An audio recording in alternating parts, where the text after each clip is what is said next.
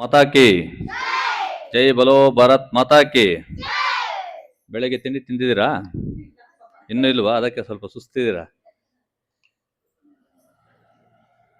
ಇವತ್ತು ಏನ್ ದಿನ?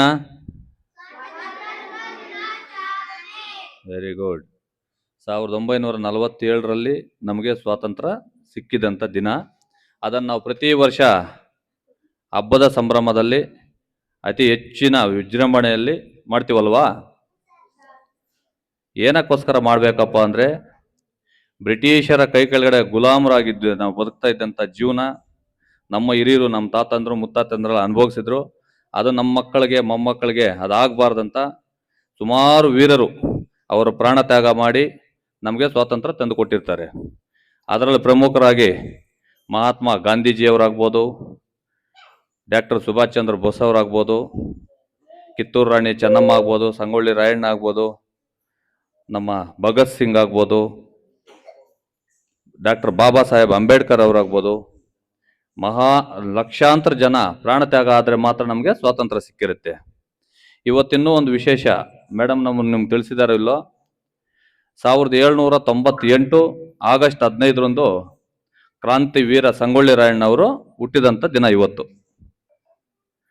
ಮತ್ತೆ ಅವರು ಪ್ರಾಣ ತ್ಯಾಗ ಮಾಡಿದಂಥ ದಿನ 1831 ಗಣರಾಜ್ಯೋತ್ಸವ ದಿನ ಜನವರಿ 26ರಂದು ಅವರು ಪ್ರಾಣ ತ್ಯಾಗ ಮಾಡಿರ್ತಾರೆ. ಅಂತ ವೀರರೆಲ್ಲ ಪ್ರಾಣ ತ್ಯಾಗ ಮಾಡಿದ ಮೇಲೆ ನಮಗೆ ಸ್ವಾತಂತ್ರ್ಯ ಸಿಕ್ಕಿರುತ್ತೆ. ಪುಟಾಣಿ ಮಕ್ಕಳೇ, ಅರ್ಥ ಆಗತ್ತಾ? ಏನು ಜಮ್ಮನಹಳ್ಳಿ ಗ್ರಾಮಕ್ಕೂ ನಮಗೂ ಹೆಂಗಪ್ಪ ಅಂದ್ರೆ, 2002ರಲ್ಲಿ ಕೊತ್ತೂರು ಮಂಜಣ್ಣ ಅವ್ರ ಜೊತೆ 2003-4 ಅಂದ್ಕೊಳ್ತೀವಿ ಮೋಸ್ಟ್ಲಿ ಜಮ್ಮನಹಳ್ಳಿ ಕೃಷ್ಣಣ್ಣ ಅವ್ರ ಮನೆಗೆ ಬಂದಿರ್ತೀವಿ ಮೇಡಮ್ ನಾವು. ಅವತ್ತು ಪರಿಚಯ, ಇದುವರೆಗೂ ಸ್ವಂತ ತಮ್ಮನ ಥರ. ನಾನು ಎಲ್ಲಾದರೂ ಸ್ವಲ್ಪ ಇಡುತ್ತಾ ಇದ್ರೆ, ಸಂಗೊಳ್ಳಿ ನೀನು ಮಾಡ್ತಾ ಇರೋದು ಸರಿ ಇಲ್ಲ, ಇದು ಹಿಂಗಿರ್ಬೇಕು. ನಮ್ಮನ್ನು ಕೆಲವರೆಲ್ಲ ಟೀಕೆ ಮಾಡಿದಾಗ, ಬೇಡ ಬಿಡೋಣ ಈ ಪತ್ರಿಕೆನೂ ಬೇಡ, ಯಾವುದು ಬೇಡ ನನಗೆ, ನಿನ್ಗೆ ಗೊತ್ತಿಲ್ಲ, ನೀನು ಇರ್ಬೇಕು ನನ್ನ ಜೊತೆ ಅಂತ. ಸ್ವಂತ ಅಣ್ಣನಿಗಿಂತೂ ಹೆಚ್ಚಾಗಿ ನಾನು ಎಲ್ಲೇ ಸ್ವಲ್ಪ ಹಿಡಿದ್ರು ಹಿಂಗಲ್ಲ ಹಿಂಗೆ ಅಂತ ಹೇಳ್ಕೊಂಡು ಜೊತೆಯಲ್ಲಿ ಇಟ್ಕೊಂಡು ಬರ್ತಾ ಇರ್ತಾರೆ. ನಾನು ಬೇರೆ ದೇವಸ್ಥಾನಕ್ಕೆ ಎಲ್ಲೂ ಕೊಡಲ್ಲ. ಜೆ.ಕೆ. ಅಣ್ಣ ಹಿಂಗೆ ಮಾಡ್ಬೇಕಂತ ನಾವು ಮಾಡ್ತೀವಿ. ಕೆಲವೊಂದು ಜಾಗದಲ್ಲಿ ನಂದೇ ಆದಂಥ ಕೆಲವೊಂದು ಫ್ರೆಂಡ್ ಸರ್ಕಲ್ ಎಲ್ಲ ಊರುಗಳಿದ್ದಾವೆ, ನಾನು ಪತ್ರಿಕೆಗಳಲ್ಲಿ ಕೂಡ ಹಾಕ್ಸ್ಕೊಂಡಿಲ್ಲ. ಅವ್ರು ಇಂಥವ್ರಿಗೆ ಮನೆ ಬಿದ್ದೋಗ್ತಾ ಇದೆ, ವೆಂಕಟೇಶ್ ನಿನ್ನ ಕೈಯಲ್ಲಿ ಏನಾದರೂ ಮಾಡಬೇಕು ಅಂದರೆ, ನಮ್ಮ ದೊಡ್ಡವ್ರು ಹೇಳಿರೋದು, ಈ ಕೈಯಲ್ಲಿ ಮಾಡಿದಂಥ ದಾನ ಈ ಕೈಗೆ ಗೊತ್ತಾಗಬಾರ್ದು ಅಂತ. ನಾವೇನೋ ರಾಜಕೀಯಕ್ಕೆ ಬರಬೇಕು ಬೆಳಿಬೇಕಂದ್ರೆ ಎಲ್ಲನೂ ಮಾಡ್ಕೋಬೇಕು. ನಮ್ಗೆ ಆ ಥರ ಇಂಟ್ರೆಸ್ಟು ಇಲ್ಲ. ಹಂಗಾಗಿ ಸುಮಾರು ಏನು ನಾನೇನು ಮನೆಗಳೇ ಕಟ್ಕೊಟ್ಟಿಲ್ಲ, ಏನೋ ನನ್ನ ಕೈಯಲ್ಲಿ ಆದಷ್ಟು ಅಲ್ಲಿ ಸೇವೆ, ಒಂದು 50 ಮೂಟೆ ಸಿಮೆಂಟು, 100 ಮೂಟೆ ಸಿಮೆಂಟು.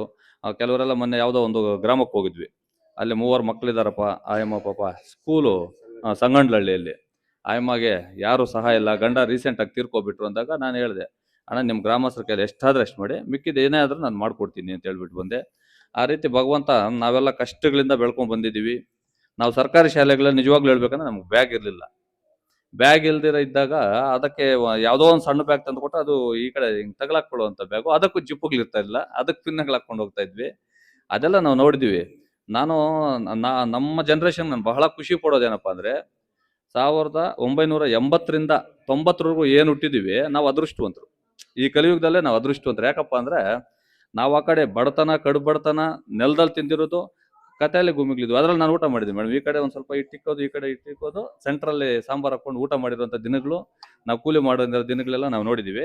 ಮತ್ತು ಈಗ ಇಂಟರ್ನೆಟ್ ಜನ್ರೇಷನ್ನು, ಐಫೋನಿಂದ ಹಿಡಿದು ಸ್ಮಾರ್ಟ್ ಫೋನ್ಗಳಲ್ಲಿ ಯಾವ ರೀತಿ ಬದುಕಬೇಕು ಅನ್ನೋದು ನಾವು ನೋಡ್ತಾ ಇದ್ವಿ. ಅದೇ 1960-70 ಒಳಗಡೆ ಹುಟ್ಟಿರೋರು ಈ ಜನ್ರೇಷನಲ್ಲಿ ಅವ್ರ ಕೈಲಿ ಎಂಜಾಯ್ ಮಾಡೋಕ್ಕಾಗ್ತಾ ಇಲ್ಲ. ನಾವು ಅದೂ ಎಂಜಾಯ್ ಮಾಡಿದ್ವಿ, ಅದೂ ಕಷ್ಟಪಟ್ಟಿದ್ದೀವಿ. ಇವಾಗ ಒಳ್ಳೆ ಲೈಫು ಎಂಜಾಯ್ ಮಾಡ್ತಾ ಇದೀವಿ ಅಂದರೆ ನಾವು ಅದೃಷ್ಟವಂತರು. 1980-90 ಮಧ್ಯದಲ್ಲಿ ಏನು ಹುಟ್ಟಿದ್ದೀವಿ ನಾವು ಬಹಳ ಅದೃಷ್ಟವಂತರು ಅಂತ ಹೇಳಕ್ಕೆ ಇಷ್ಟಪಡ್ತೀನಿ. ಏನು ಜಮ್ಮನಹಳ್ಳಿ ಕೃಷ್ಣಣ್ಣ ಹೇಳಿದ್ರು, ವೆಂಕಟೇಶ್ ಆಗಸ್ಟ್ 15ಗೆ ಬ್ಯಾಗು ಮತ್ತು ವಾಟರ್ ಬಾಟ್ಲ್ ಕೊಡೋಣ ಅಂದರು. ಅಣ್ಣ ಖಂಡಿತ ಬರ್ತೀನಿ ಅಂತ ಹೇಳಿದ್ರೆ, ಇವತ್ತು ನಮ್ಮ ಸ್ವಗ್ರಾಮ ಆದಂಥ ಚೆನ್ನಾಪುರದಲ್ಲಿ ಕೊಟ್ಕೊಂಡು ಸ್ಟೇಟ್ ಇಲ್ಲಿಗೆ ಬಂದ್ವಿ. ಪುಟಾಣಿ ಮಕ್ಕಳು ನೋಡಿದ್ರೆ ನಮಗೂ ಖುಷಿ ಆಯಿತು. ನಾನು ಇಷ್ಟೇ ಹೇಳಕ್ಕೆ ಬಯಸ್ತೀನಿ ಮೇಡಮ್, ಸರ್ಕಾರಿ ಶಾಲೆಗಳು ಉಳಿಬೇಕು. ಅದರಲ್ಲೂ ಜಮ್ಮನಹಳ್ಳಿಯಲ್ಲಿ ಹೆಂಗಂದರೆ, ಬೆಳಗ್ಗೆ 6 ಗಂಟೆಗೆ ಹೋಗ್ತಾರೆ ಮೇಡಮ್. ಕಷ್ಟಪಡುವಂಥವ್ರು ಇರೋವಂಥದ್ದು, ಆ ಬಡವರು ಇರೋವಂಥ ಊರು. ನಾನು ಕೃಷ್ಣಣ್ಣ ಮೆಂಬರ್ ಆಗಿರೋದು ಈ ಊರಿಗೆ ಪುಣ್ಯ ಅಂತ ಹೇಳಕ್ಕೆ ಇಷ್ಟಪಡ್ತೀನಿ. ಸೀನಣ್ಣ ಆಗ್ಬೋದು, ಇವರೆಲ್ಲ ಕೈ ಜೋಡಿಸಿ ಪ್ರತಿ ರಸ್ತೆನೂ ನೋಡಿ ಸಿಮೆಂಟ್ ರಸ್ತೆಗಳು ಮಾಡಿದ್ದಾರೆ. ಅದಕ್ಕೆ ಗ್ರಾಮಸ್ಥರು ಸ್ಪಂದಿಸ್ತಾರೆ. ಮನೆಗಳು ಬಹಳ ನೀಟಾಗಿ ಕಟ್ಕೊಂಡಿದ್ದಾರೆ. ನಾವು ಬರ್ತೀವಲ್ಲ ನೋಡ್ತೀವಿ. ಆ ಬೀದಿಗೆ ಬಂದ್ರೆ ಹಿಂಗಾಗಿ ಹೋಗುತ್ತೆ. ಹೌದು ಮೇಡಮ್. ಇನ್ನೊಂದು ಕೆಲವೊಂದು ಊರುಗಳಲ್ಲಿ ಹೋದ್ರೆ ಒಂಥರ ನೆಗೆಟಿವ್, ಒಳಗಡೆ ಹೋಗಕ್ಕೆ ಒಂಥರ ಏನೋ ಪಾಡು ಬಿದ್ದಂಗೆ. ಉದಾಹರಣೆಗೆ ಅಲ್ಲಿ ಯಾವುದೋ ಒಂದು ಜಮೀನು ತೆಗ್ದಿದೆ ಇಲ್ಲಿ, ಬೈರ್ಕೂರ್ ಹತ್ರ. ಆ ಊರೊಳಗಡೆ ಹೋದ್ರೆ ಯಾಕೋ ಒಂಥರ ಫೀಲಿಂಗು ಬೇಜಾರಾಗತ್ತೆ. ಕೆಲವೊಂದು ಊರುಗಳಲ್ಲಿ ಹೋದ್ರೆ ಖುಷಿ ಆಗತ್ತೆ. ಆ ರೀತಿ ಖುಷಿ ಪಡುವಂಥ ಊರುಗಳಲ್ಲಿ ನಮ್ಮ ಜಮನಹಳ್ಳಿನ ಒಂದಂತ ಹೇಳ್ದ. ಏನಿವ ಸ್ವಾತಂತ್ರ್ಯ ದಿನಾಚರಣೆಗೆ ನನ್ನನ್ನು ಕರೆಸಿ ನಮ್ಮ ಕೃಷ್ಣಣ್ಣ ಅವರ ಆದಂಥ ಅಮೂಲ್ಯವಾದಂಥ ಮಾತುಗಳಿದ್ರು. ನಮ್ಮ ಶಿಕ್ಷಕಿರುಗಳು ನೀವಿಬ್ರು ಬಹಳ ಅಚ್ಚುಕಟ್ಟಾಗಿ ಹೇಳ್ಕೊಡ್ತಾ ಇದ್ದು ನಾವು ನೋಡ್ದೇಟಿಗೆ ಗೊತ್ತಾಗತ್ತೆ. ಮತ್ತೆ LKG ಯಾರು ಸುಪ್ರಿಯಾ ಮೇಡಮ್ ಅಂತ, SDC ಅವರಾಗಂತ ನಮ್ಮ ಗಂಗಮ್ಮ ಅವರು, ಎಲ್ಲರೂ ನಮ್ಮ ಪೇರೆಂಟ್ಸ್, ನಮ್ಮ ಅಕ್ಕ ತಂಗಿಯರು ಬಂದಿದ್ದೀರಾ. ನಿಮಗೂ ಮಕ್ಕಳು ನಾವು ಬಂದು ಮಾತಾಡೋದಕ್ಕಿಂತ ಅವ್ರ ತಂದೆ ತಾಯಿ ನಾವೇನೋ ಒಂದು ಡ್ಯಾನ್ಸು ಇನ್ನೊಂದು ಆಕ್ಟಿವಿಟೀಸ್ ಮಾಡಿ ನಮ್ಮ ತಂದೆ ತಾಯಿ ನೋಡ್ಬೇಕಂತ ಅವ್ರಿಗೆ ಖುಷಿ ಇರುತ್ತೆ. ಆದ್ರೆ ಯಾವಾಗ್ಲೂ ದುಡಿಬೇಕು ಅಂತ ಹೋಗ್ತೀರಾ. ನೀವು ಅಷ್ಟೆಲ್ಲ ದುಡಿಯೋದು ಮಕ್ಕಳಿಗೆ ಅಲ್ಲ. ಈ ತರ ಕಾರ್ಯಕ್ರಮಗಳಿದ್ದಾಗ ಮಕ್ಕಳು ಏನ್ ಕಲ್ತವ್ರೆ, ಏನ್ ಮಾಡ್ತವ್ರೆ ಅಂತ ನೀವು ನೋಡಿದಾಗ ಅವ್ರಿಗೆ ಬಹಳ ಖುಷಿ. ಗೆಸ್ಟ್ಗಳು ನೋಡೋದಕ್ಕಿಂತ ಅದೇ ನಮ್ಮ ತಂದೆ ತಾಯಿ ಬಂದಿದ್ರು, ನಾನು ಆಡಿದಂಥ ಡ್ಯಾನ್ಸ್ ನೋಡಿದ್ರು, ನಾನು ಮಾತಾಡಿದಂಥ ಭಾಷಣ ನೋಡಿದ್ರು ಅಂತ ಅವ್ರಿಗೆ ಬಹಳ ಖುಷಿ ಆಗುತ್ತೆ. ದಯವಿಟ್ಟು ಈ ತರ ಕಾರ್ಯಕ್ರಮಗಳಾದಾಗ ಪೇರೆಂಟ್ಸ್ ಹೆಚ್ಚಿನ ಸಂಖ್ಯೆಯಲ್ಲಿ ಬನ್ನಿ, ಮಕ್ಕಳಿಗೆ ಪ್ರೋತ್ಸಾಹ ಕೊಡಿ ಅಂತ ಹೇಳ್ತಾ ಜಮನಹಳ್ಳಿ ಗ್ರಾಮಕ್ಕೆ ಕರೆದು ನನಗೆ ಮಾತಾಡಲು ಅವಕಾಶ ಕೊಟ್ಟಂತ ಈ ಶಾಲಾ ಸಿಬ್ಬಂದಿಗೆ, ನಮ್ಮ ಗಣ್ಯ ವ್ಯಕ್ತಿಗಳಿಗೆ ಎಲ್ಲರಿಗೂ ವಂದಿಸಿ ನನ್ನ ಮಾತು ಮುಗಿಸ್ತಾ ಇದ್ದೀನಿ. ಜೈ ಹಿಂದ್, ಜೈ ಕರ್ನಾಟಕ. ಬಹಳ ಧನ್ಯವಾದಗಳು ಸರ್. ನಿಮ್ಮ ಜೀವನದಲ್ಲಿ ನೀವು ಕಂಡಂತ ಸಂತೋಷನ ಮಕ್ಕಳ ಜೊತೆಗೆ ಹಂಚ್ಕೊತಾ ಇದ್ದೀರಾ. ಮಕ್ಕಳಿಗೆ ಅದೊಂದು ಸ್ಫೂರ್ತಿಯಾಗಿರ್ಲಿ ಅಂತ, ಅವರು ಮುಂದಕ್ಕೆ ಅದನ್ನ ಪಾಲಿಸ್ಲಿ ಅಂತ ಹೇಳಿ ನಿಮ್ಮದಾದಂತ ಪಾಲಿಸಿನೇ ಸರ್ ನಮ್ದು. ನಾವು ಮಾಡೋ ಸಹಾಯ ಬೇರೆಯವ್ರಿಗೆ ಗೊತ್ತಾಗೋದು ಬೇಕಾಗಿಲ್ಲ.